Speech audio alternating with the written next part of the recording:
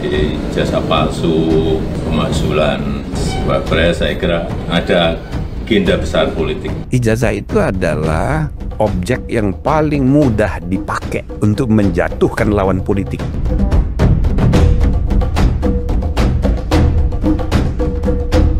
Teman-teman itu kan dapat SPDP. Ini ada 12 sekarang ini. 12 calon tersangka? Iya. Ijazah sedang dalam sengketa, jadi tidak cukup dengan statement dari UGM. Apalagi alasan saya kuat, saya dirawat di rumah sakit di Malaysia.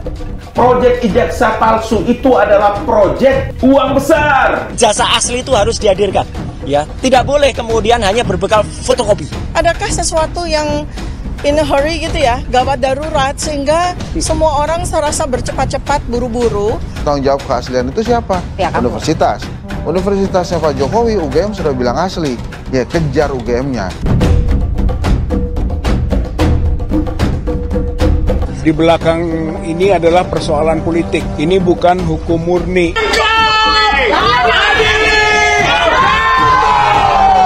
Orang melaksanakan hukum ada asas legalitas, jadi mau ditahan kecuali fitnah. Soal ijazah dipersoalkan, nanti ijazah saya ditanya-tanya. Tidak ada satu pasal pun di Republik ini yang memperkenankan menghukum orang yang memegang perintah undang-undang. Ibarat pertandingan sepak bola ini antara kubu Pak Jokowi dan kubu attacker Roy Suryo ini di babak pertama ini sudah 3-0. Bahwa itu apakah mampu menyamakan kedudukan atau memutar kembalikan kedudukan? Nah rasanya enggak, malah Pak Jokowi nyetak 1 gol lagi dengan PMJ di Polda Metro Jaya ini naik ke penyidikan. Saya itu sebetulnya sedih kalau proses hukum mengenai ijazah ini maju lagi ke tahapan berikutnya. Bahwa Pak Iman Raharjo itu masih ada di situ sampai tahun berapa.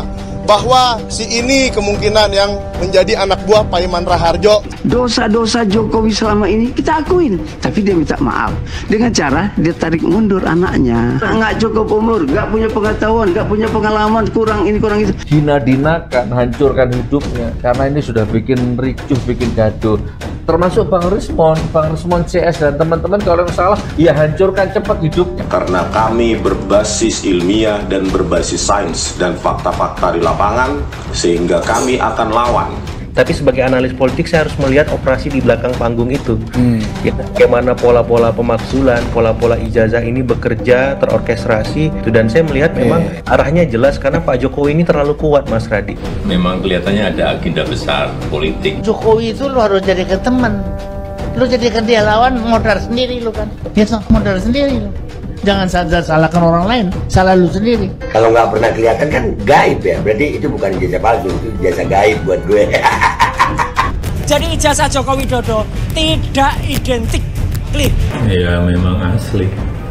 Saya memang tidak suka, saya bertentangan dengan Jokowi. Tapi ketika berbicara masalah kebenaran ijazah Jokowi lulusan UGM dan dia berhak menyandang ijazah UGM, maka itu harus saya yakini sebagai karena itu kebenaran, maka saya nyatakan benar. Tapi di lain ini, nanti dulu. Saya akan full mendukung PSI.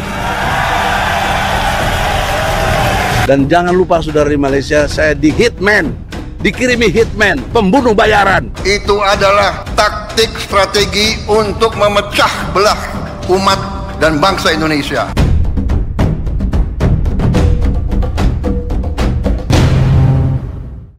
Meskipun saya dulu bagian dari Partai Demokrat, ya, tetapi saya tidak akan mengkhianati partai saya. Saya bukan pengkhianat yang keluar dari partai terus jelek-jelekan partai. Itu bukan tipe saya.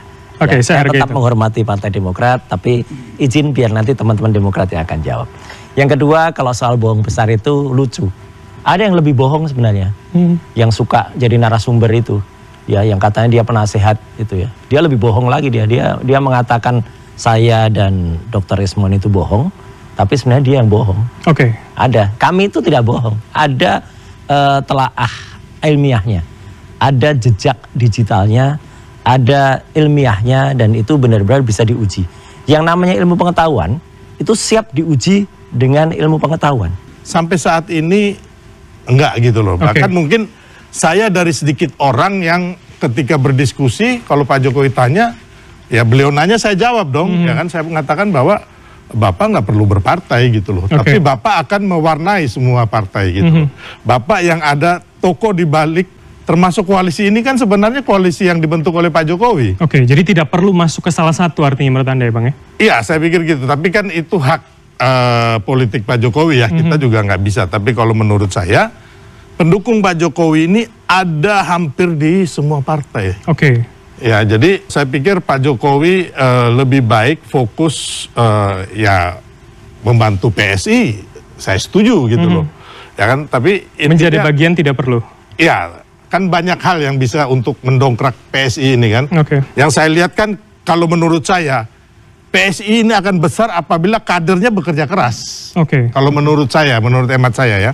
Nah, yang lebih baik adalah membantu agar Prabowo Gibran ini sukses hingga 2029. Oke. Tanpa PSI pun sebenarnya tidak masalah menurut Anda?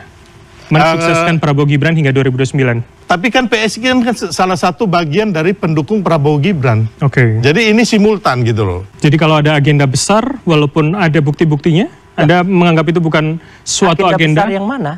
Ya, agenda besar yang mana? Jadi artinya orang yang bilang agenda besar itu dialah yang menciptakan itu. Oke. Ya, dia sendiri sebenarnya yang baperan. Dia sendiri yang sebenarnya sudah tidak percaya diri. Dia sendiri yang sebenarnya pengen ikut cawe-cawe. Ya, seharusnya sudah selesai, sudah harusnya ngomong cucu, tapi kemudian masih aja ikut cawe-cawe. Oke, maksud Anda adalah? Dengan statementnya tadi, bilang saya akan ikut bantu. Namanya di dalam internalnya sendiri aja bergejolak, ada yang pro, ada yang kontra kok. Gitu loh. Jadi artinya kan sebenarnya dia itu ya belum tentu disetujui, ditolak juga masuk partai itu kan, meskipun saya bukan orang partai lagi. Itu biar urusannya partai-partai lah. Pun hari ini ada gelar perkara khusus menurut Anda? Ya, itu harus diminta. Gelar perkara khusus pun sekarang, siang tadi saya ke Polda Metro Jaya untuk membersamai teman-teman meminta gelar perkara khusus di level Polda Metro. Karena Polda Metro ini melakukan pengulangan terhadap kesalahan di Barreskrim. Statusnya udah beda. Di sini itu tidak ada lagi pembuktian. Gitu. Bang Sylvester, komentar Anda. Mas Roy ini debat di TV lain, tapi curhatnya di sini.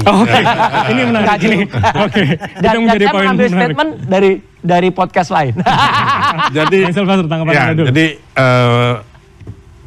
makanya saya bilang tadi kenapa nol besar, Bang. Karena yang diteliti oleh peneliti, jadi Mas Roy ini kadang bisa jadi peneliti, penasihat hukum, semua lah bisa ya. Tapi intinya bahwa yang diteliti itu hanya digital. Bukan ijazah original, analog, otentik, asli, atau yang palsu. Jadi selama ini yang mereka teliti ini hanya digital, Mas. Tidak melihat langsung maksud Anda? Ijazah Pak Jokowi? Bukan ijazah yang original, yang palsu atau yang original. Terus yang kedua, ada yang lucu lagi. Ya kan? Teman-teman ini kan menggugat UGM. Jadi intinya UGM yang dituduh memalsukan. Sebelum tahun 2005. Gak pernah ada tuduhan itu? Enggak. Loh, makanya ada gugatan, Mas. Logikanya ada gugatan di PN Solo dan PN Sleman. Itu loh ya. Ini clear nih, ini fakta hukumnya ada, Mas. Anda nggak bisa bantah, ya? Bukan nggak bisa bantah. Saya ngomong dulu, baru Mas Roy. Itu turut tergugat itu bukan yang digugat. Mas Roy, nanti abis itu Mas Roy bantah ya. Biar saya bicara dulu. Orang hukum nggak ngerti hukum. Oke, tahan dulu. Silakan Mas tergugat kok digugat tuh. Iya. Jadi intinya Mas Roy, ya kan, bahwa teman-teman ini, ya kan, mengatakan bahwa ijazah itu makanya mereka sampai mengeruduk UGM segala. Tahun 2005 dipalsukan. Tiba-tiba lagi muncul Bitor, ijazah ini dipalsukan di Pasar Pramuka tahun 2012. Bukan hanya ijazah, mungkin akte kelahiran, segala macam kecuali SKCK ya, untuk Pilgub Jakarta 2012. Nah, ini kan hal-hal yang menurut saya nggak masuk logika dan nalar, ya kan? Nah, memang kembali lagi, saya sepakat bahwa nanti yang memutuskan pengadilan, gitu loh. Tapi kembali lagi kan UGM yang mengeluarkan ijazah sudah mengatakan asli, termasuk Barreskrim, ya kan? Kalau saya hanya melihatnya itu, kenapa? Saya bukan peneliti seperti Mas Roy, ya kan? Jadi kalau dia logika timeline itu ya? Ini logika anak kecil aja gitu loh, ya kan? Jadi ya kalau menurut saya, makanya sampai saat ini Mas Roy, Anda, grup Anda siapapun mau bilang apa? Menurut saya fakta-fakta, data-data, kami orang hukum mengatakan nol besar. Nggak bisa maju. Kami tangkap pesanan. Nggak akan bisa maju. Termasuk pengadilan itu sudah berapa kali itu NO, ya kan? TPUA yang di Bareskrim juga kemungkinan besar ya pasti selesai. Jadi menurut Anda tidak perlu ke pengadilan sebetulnya? Yang ada ini adalah nanti kita lihat. Makanya saya bilang ini isu pemaksulan dan isu ijazah palsu ini sudah game over. Oke. Kalau menurut saya. Tinggal telenovela dan drama-drama nanti Mas Roy mereka jadi naik sidik, ya kan? Ada tersangka, ada terdakwa, ada narapidana. Itu drama-drama ini yang akan kita nikmati. Oke. Makanya saya sekarang santai-santai gitu. Santai ini bos. Karena saya lihat ini udah ada nih. Bukan saya ahli nujum gitu loh. Tapi perkiraan Anda seperti itu ya, bahwa itu. Mas Roy, tanggapan Anda? Ya, saya aja bukan orang hukum. Ngerti kalau yang di Solo itu tergugat pertamanya siapa? Ya, bukan UGM. UGM itu turut tergugat. Dari baca itu aja orang hukum nggak ngerti itu katanya. Ya, itu aja udah lucu, ketawa betul saya. Ya, saya bukan orang hukum loh ya. Saya aja bisa mengerti yang dimaksudkan Pak Dr. Taufik itu yang digugat siapa. Satu, tidak pernah ada kami itu menuduh UGM itu pembuat ijazah palsu. Enggak, kami justru kasihan kepada UGM. Ya, yang kemudian menjadi turut terlibat di sini. Turut kemudian mengakui sebuah ijazah yang sebenarnya bukan milik dia. Gitu. Itu aja. Dan kami itu pulang ke kampus tanggal 15 April itu, Mas. Jadi itu kampus saya. Saya menempuh pendidikan S1, S2 di UGM. Asli, itu kampus kami. Dan kami itu dalam rangka keprihatinan kami dengan kampus itu. Jadi poin Anda? Poin saya adalah salah kalau sekarang ada orang mengatakan bahwa kami itu meneliti yang salah. Kalau memang benar apa yang diteliti ada, hadirkan di atas meja, ya hadirkan, baik itu bahkan ketika gelar gelar perkara khusus kemarin. Kalau itu ada ijazah aslinya, hadirkan, gitu loh. Begitu dihadirkan, kami pun siap dengan pembanding ijazah asli UGM juga, ya pada di tahun yang sama, keluaran yang sama, fakultas yang sama, angkatan yang sama, atau tahunnya keluarnya yang sama. Dan itu akan nampak nanti perbedaannya, ya bahwa yang di sini ada embossnya, ada watermarknya, ada yang ada di sini tidak, gitu loh. Kenapa saya bilang tidak?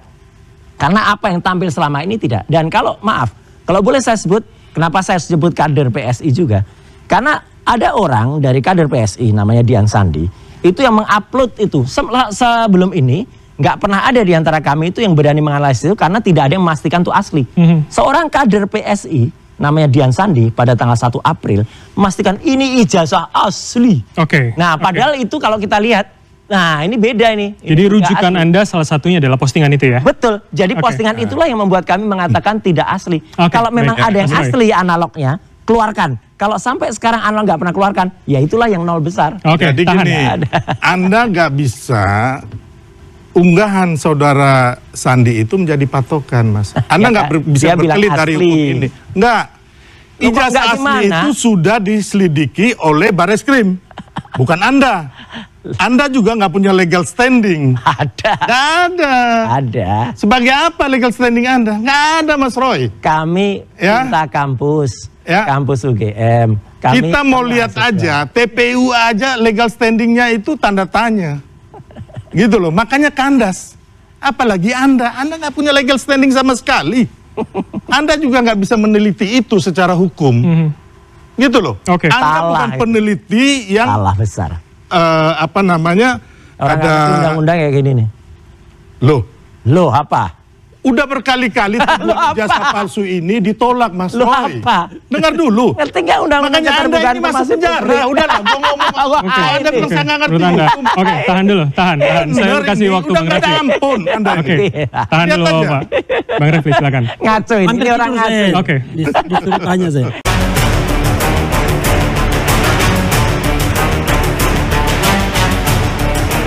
Saya akan full mendukung PSI. Jadi ijazah Joko Widodo tidak identik. Clear. Saya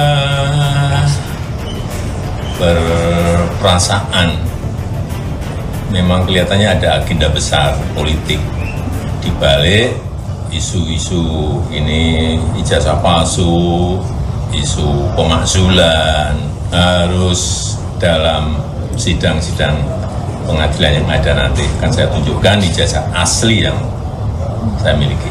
Saya akan full mendukung PSI. Jokowi! Menurut saya memang pasti ada, karena Jokowi itu kan skala politiknya besar ya, karena kan dia pernah jadi presiden kita kan. Jadi pasti ada pihak-pihak yang nggak seneng gitu. Ya Jokowi juga kan lawan politiknya juga besar-besar kan. We never know sih, tapi kayaknya government in this generation kayak emang begitu ya mainnya sekarang. Mereka ya mungkin ada yang ingin menjatuhkan mungkin. Ya salah satunya itu sih, ijazah itu pasti. Itu isu terbesar tuh, lumayan tuh. Iya, kenapa? Pasti untuk menjatuhkan reputasi Pak Jokowi dan keluarganya. Ya biar masyarakat jadi nggak percaya kan. Jadi selama 2 periode itu ternyata dibohongin gitu. Ya kalau untuk orang masyarakat yang awam, isu itu tuh jadi kepikiran banget. Masa sih selama ini kita dipimpin 10 tahun sama presiden yang nggak kuliah gitu, yang nggak lulus gitu. Pasti sih itu buat masyarakat menengah ke bawah dan menengah lah ya, yang gampang ngambil headline terus langsung ditelan mentah-mentah, pasti jadi sulit aja gitu. Kepikiran lah, minimal reputasinya jadi jatuh. Begini. Kalau untuk Mas Roy ya, gini. Kita itu ada yang bisa kita ukur, measurable, ada yang tidak bisa kita ukur. Nah, kenapa misalnya tentang apa yang dilakukan Mas Roy gitu, ada beberapa hal yang bisa saya terima. Tentu ada yang tidak mampu saya terima karena keterbatasan jangkauan analisis dan kemudian alat. Misalnya face recognition sama yang namanya image comparison. Itu bisa kasat mata. Makanya misalnya kalau kita bicara face recognition misalnya, kita bisa bandingkan tuh. Ada foto wisuda, ada foto ijazah, ada foto Pak Jokowi sekarang. Nah itu 3 itu dibandingkan, terlihat tuh ada perbedaan. Gitu. Nah ketika digunakan program komputer, saya tidak tahu namanya programnya apa, face recognition, oleh Topi Merah, oleh Mas Roy, oleh Rismond, mengatakan bahwa yang satu ini yang wisuda ya, itu beda sama yang Pak Jokowi sekarang. Yang satu sama dengan yang 2, yang ijazah. Nah, saya hanya melihatnya dari kasat mata. Kelihatannya beda. Hidungnya kan begitu kan. Kalau yang satu ini lancip hidungnya, kalau yang ini enggak. Satu. Yang kedua, image comparison. Nah, image comparison itu bisa terlihat. Misalnya ijazah 1115, 1116, 1117, itu huruf A-nya itu masih nempel. Kalau Pak Jokowi agak keluar. Nah, dan itu bisa. Pertanyaannya adalah, tentu apakah ini sebagai sebuah petunjuk atau tidak?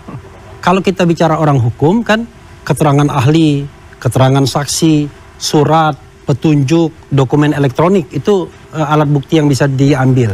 Maka saya mengatakan ini paling tidak petunjuk sebelum beliau ini dipanggil sebagai ahli untuk memberikan keterangan. Karena itulah kemudian sebagai orang yang mengikuti betul soal isu ijazah ini dari dekat, dan kemudian sejak tahun 2022 saya ngikutin, maka memang a big questionnya itu adalah ijazah analognya itu tidak pernah tampil di publik. Jadi logika Mas Roy itu masuk akal menurut Anda? Iya, kalau untuk face recognition sama image comparison tadi. Nah, tapi kalau misalnya untuk pasar pramuka dan lain sebagainya, itu cuma sekedar petunjuk. Dari Bitor. Petunjuk dari Bitor itu sebenarnya bisa diinvestigasi karena Bitor menunjukkan nama orang-orangnya. Dia sebut Widodo, Anggit Nugroho, Denny Iskandar, David, kemudian ada nama Sigit Widiawan dan lain sebagainya. Nah, itu bisa dipanggil sebagai petunjuk. Soal benar dan salah kita nggak ada yang tahu. Apakah ini benar? Artinya proses hukum nanti yang membuktikan semua. Tetapi kalau image comparison sama face recognition kita bisa lihat dengan kasat mata. Itu soal ijazah ya. Soal yang lain. Hidden agenda. Andi katakan nol besar, dikatakan kemudian menjatuhkan reputasi Pak Jokowi. Saya tadi mencatat soal bahwa sasaran akhirnya Pak Prabowo. Nanti Mas jadi nih yang jagoannya. Tapi bagi saya it doesn't make sense. Nggak masuk akal. Kenapa? Karena yang mengajukan impeachment ini adalah Purnawirawan. purnawirawan itu apalagi frontlinernya itu mantan Danjen Kopassus yang mau dicukur kumisnya oleh Sylvester kan? Kan begitu. Nah, kita tahu lihat Danjen Kopassus Pak Prabowo juga. Jadi sebenarnya kalau saya lihat ini kan berlaku yang namanya spirit, esprit, ya kan? Nah, jiwa korsa begitu ya. Itu tidak masuk akal menurut Anda ya? Maksud saya tidak masuk akal. Tetapi kalau seandainya memang mereka ingin menjatuhkan Gibran, saya mengatakan iya. Ya kan? Dan dalam politik ya sah-sah saja kalau kan yang dilakukan adalah impeachment. Kenapa ada misalnya artikel of impeachment di konstitusi pasal 7A, 7B, 7C? Karena memang untuk mengantisipasi demokrasi yang sudah memilih orang itu bisa dihentikan melalui proses impeachment. Dimanapun di dunia. Maksud Anda evaluasi menjadi salah satu proses evaluasi? Bukan soal evaluasi, tetapi pemenuhan artikel of impeachment. Apakah orang itu tidak memenuhi syarat? Apakah dia terlibat perbuatan tercela? Apakah dia melakukan pelanggaran hukum berat? Bukan sekarang pembuktiannya. Pembuktiannya nanti di proses politik DPR dan di proses hukum Mahkamah Konstitusi. Kita harus menghormati. Ya filsuf atau pujangga kita zaman dulu tuh memang sudah pandai. Ya memang sudah meramal, ini ada. Dulu tuh ada yang namanya Petruk jadi ratu. Buka baju nggak ini? Enggak ada. Jadi memang sudah diramal. Ada dulu tokoh yang Petro harusnya tuh merakyat. Tiba-tiba dia menemukan ya jimat Kalimasada, kemudian dia jadi ratu. Ya saya biasanya munculkan wayangnya gitu. Dan ketika jadi ratu tuh gelarnya Prabu Wel Kedua Kantong Bolong. Kenapa kantongnya bolong? Karena di kantong kiri ada 11.000 triliun, di kantong kanan ada 7.000 triliun, yang nggak terbukti, bolong atau bohong. Jadi sebenarnya kalau cerita soal wayang itu, ya terima kasih kalau ada orang yang menuduh kami itu wayang. Enggak, sama sekali enggak. Yang wayang itu justru dia. Dia itu adalah menjadi wayang yang dimainkan oleh kekuatan yang lebih besar dan merusak Indonesia. Dan maksud Anda adalah? Ya merusak Indonesia sih, Petro jadi ratu ini. Ya sekarang untungnya Petronya udah nggak jadi ratu lagi udah. Udah itu aja. Maksudnya siapa nih kekuatan yang lebih besar di baliknya itu? Ya ada lah, semua orang juga tahu lah. Siapa? Ada. Tanggapan Anda seperti apa? Ngaco ini besar menurut Mas. Nggak ada lah ya. Ini halusinasi Mas Roy. Tapi kalau memang dalang dari segala macam ijazah palsu dan apa namanya pemaksulan ini pastinya ada. Nggak mungkin juga orang bergerak secara politik itu kan nggak ada tujuan. Dan itu diaminin juga oleh Pak Prabowo gitu loh. Makanya kemarin beliau mengatakan bahwa Indonesia gelap itu didanai oleh para koruptor. Ya kan? Menurut Anda tidak genuine gerakannya? Nggak genuine, ini kan gerakan politik. Gitu loh. Jadi kembali lagi saya hanya mau mengatakan, Bang Refli saya betulin bahwa para purnawirawan yang mengajukan pemaksulan ini nggak ada hubungan sama sekali sama Pak Prabowo. Nggak ada. Buktinya Pak Prabowo nggak mau terima mereka. Yang diterima adalah PPABRI, PPAU, PP Angkatan Udara, Angkatan Laut.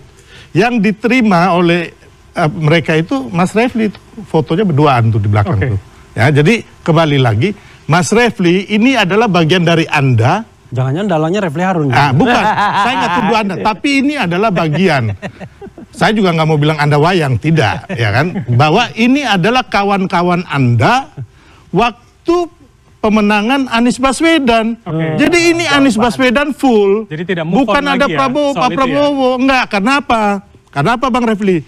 Setelah Pilpres 14 Februari 2024, tanggal 18 Maret 2024, mereka ini menggeruduk KPU dan mau membatalkan hasil kemenangan Prabowo Gibran 02. Artinya residu menurut Anda? Iya, pastilah. Ya kan, jadi intinya itu. Juru bicara Timnas Amin yang juga pakar hukum tata negara Refli Harun membeberkan 4 cara yang akan diambil Timnas Amin untuk membuktikan kecurangan pemilu 2024 yang bersifat struktur, sistematis, dan masif. Pertama, Timnas Amin akan mengupayakan agar DPR mau membuat hak angket mengenai kecurangan pemilu. Selain itu, Timnas Amin juga meminta IT KPU untuk dilakukan audit forensik karena diduga banyak kecurangan yang tersistem.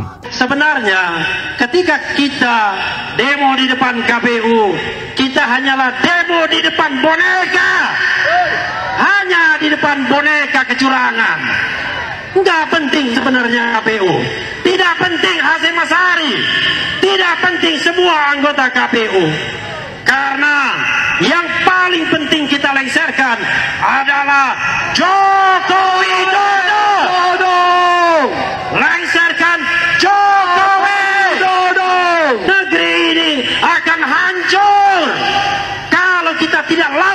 sekarang.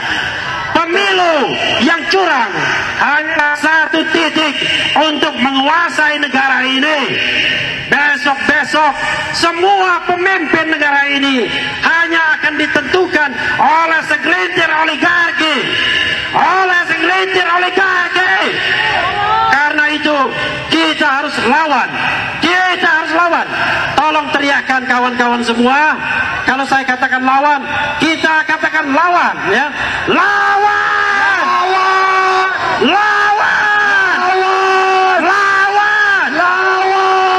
Allahu Akbar. Allahu Akbar. Allahu Akbar. Allahu Akbar. Terus mengenai 4 dasar pemaksulan. Singkat saja, Bang. Ini menurut saya udah zonk semua, nggak ada, ya kan? Putusan konstitusi udah clear kok. Oke. Baik. Putusan MK udah digugat juga oleh Pak Anwar Usman, dan ingat loh, Mas Gibran ini nggak ada hubungan dengan gugatan MK 90 itu. Oke. Nggak ada. Kami dapat poin Anda, Mas Refli. Dan ada yang terbaru, singkat saja. Ada yang terbaru adalah akun resmi Gibran Rakabuming itu mengikuti akun situs judi online itu baru. Oke, itu bisa kita bahas di episode berikutnya. Ini kan tidak akan pernah selesai karena kita kan punya standing point masing-masing. Tapi begini, ada satu yang saya kritik balik tuh dari beliau ini selalu ingin mendempetkan Jokowi dan Prabowo serta Gibran. Kenapa? Secara tidak sadar kita tahu bahwa Jokowi ini tidak lagi jadi ratu, tidak lagi jadi presiden. Jatuh. Pengaruh politiknya makin lama akan makin mengecil. Itu sudah hukum alam. Ya, karena itu kekuatan dia adalah mungkin kekuatan finansial dan kekuatan yang masih tersisa. Tetapi makin lama makin kecil. Nah, karena itu kemudian perlu gantungan baru. Gantungan baru itu bernama Prabowo Subianto. Padahal kalau kita lihat, ya, dari semua orang yang di Pilpres kemarin tidak bisa lagi kita petakan 1, 2, dan 3. Jadi ketika Prabowo yang berkuasa, banyak sekali orang yang kemudian merapat ke sana. Jadi kalau disebut tidak move on, kemudian karena itu ya, termasuk saya yakin bapak-bapak jenderal purnawirawan itu mereka pro Prabowo sesungguhnya. Tetapi mereka tidak pro Gibran Rakabuming Raka. Kami dapat poin Anda. Statement. Presiden Republik Indonesia Prabowo Subianto berkunjung ke kediaman pribadi Presiden ke-7 RI Joko Widodo di Solo, Jawa Tengah, didampingi oleh Wakil Presiden Gibran Rakabuming Raka pada Minggu petang. Prabowo disambut Gibran di Bandara Adi Sumarmo Solo pada pukul 17:30 waktu Indonesia Barat.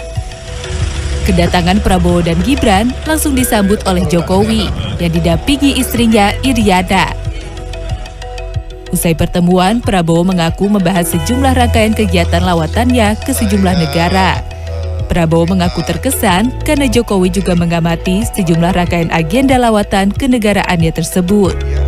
Ya, saya kira karena beliau juga mengikuti dan sebagian itu juga beliau yang rintis, ya, seperti perundingan dengan Uni Eropa kan sudah berjalan 10 tahun. Jadi beliau ngerti itu alotnya bagaimana. Tapi ya dengan kita lihat situasi global yang tidak menentu sekarang, baik Uni Eropa dan Indonesia ya berkepentingan untuk selesaikan dengan waktu cepat. Disampaikan oleh beliau Bapak Presiden Prabowo beliau cerita mengenai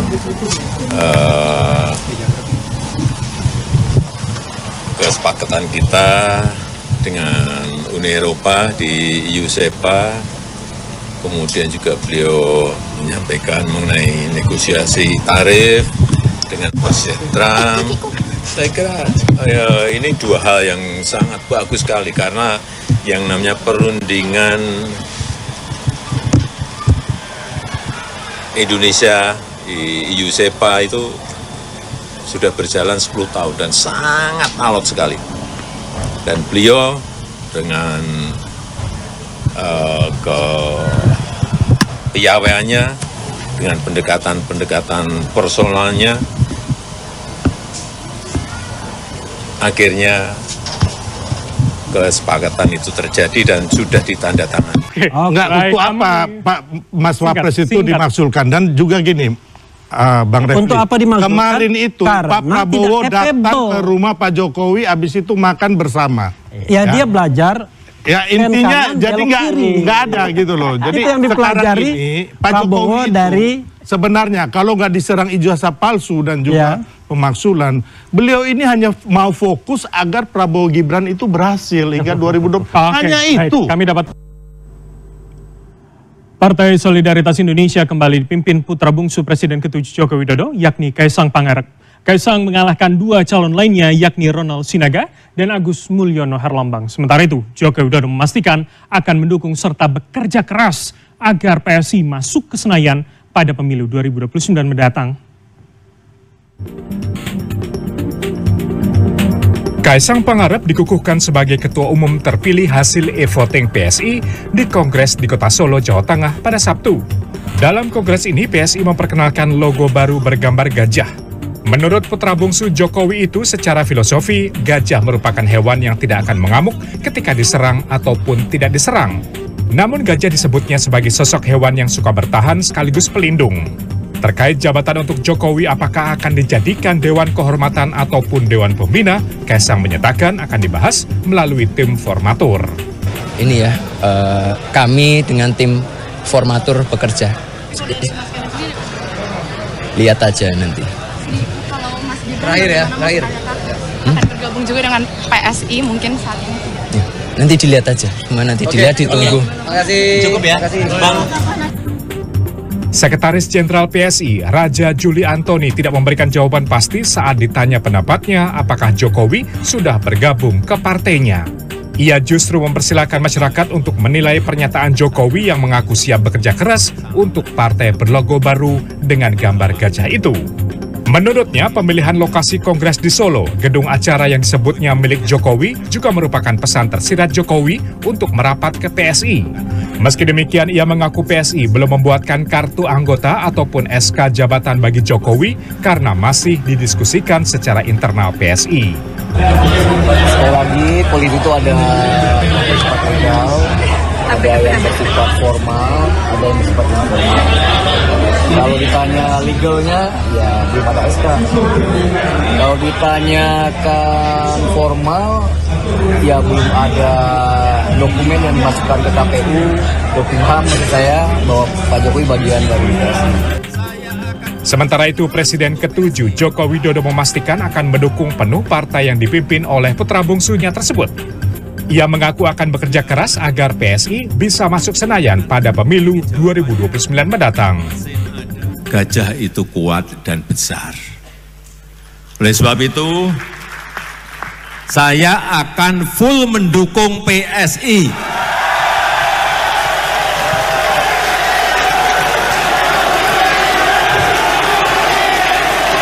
Dukung penuh, jelas kan, dukung penuh kan jelas, full mendukung, artinya full penuh memberikan dukungan. Kalau full mendukung artinya ya harus